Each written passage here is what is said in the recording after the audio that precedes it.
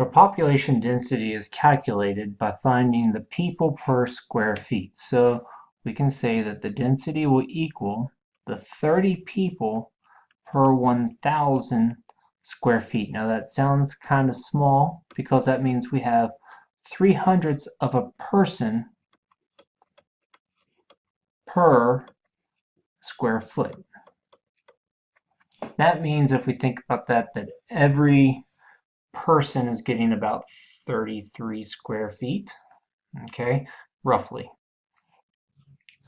And now if the class gets larger, now we'd be looking at, say, 56 out of 1,000.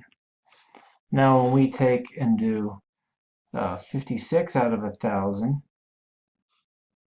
we end up at equaling 56 thousandths people per square foot. Now, that doesn't sound like a lot, but we've almost doubled the amount of people per square foot, even though in this case it's not a lot of, it doesn't sound like a lot. So part of it is just the population density. Maybe it's something that's kind of hard to recognize, but let's keep going. If we do this again, we get 16 more students. Now we're up to 72 students out of 1,000, and that would equal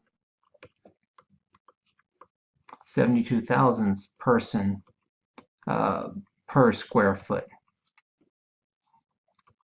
Now the other way would be to look at the idea of, well, how many square feet does each person get, just to maybe make a little bit more sense. This would mean that every person's getting about 13 square feet. Now that is a spot that's a little less than between 3x3 and a 4x4 spot in the room, and everybody gets one of these little 3x3 or 4x4 spots in the room to fill up the entire room. So it's not a lot of space when you think about a 3x3 or a 4x4.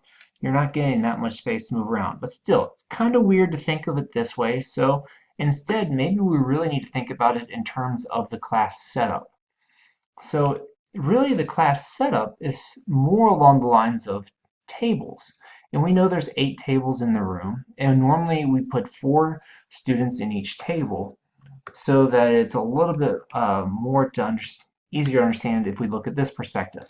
So when we have 30 students, we know that the density really is 30 over 8, and 30 divided by 8 is giving us 3 3/4 students per table. So this puts us around exactly what we'd want at our tables, about 4 students per table, which is normal. Now say we go to these 56 students, we're now looking at 56 students for the 8 tables, which means that we have to put 7 students per table. Now you've almost doubled the amount of students at the tables. It's going to be a little bit tighter. Now if you go to 72, if we do 72 students to the 8 tables, we're going to have 9 students for each table. 9 students per table. Now consider that. Think about trying to sit around those tables with 8 other people. Think about how would you get all of your supplies on the desk to be able to write? How would you be able to sit there in a chair, all 9 of you around a single table? Say we need to do something online. How would you get the laptops up and available? How would you have enough space? And that's just one table. Now put all 8 tables in the same room with 9 chairs around it. How would we get around?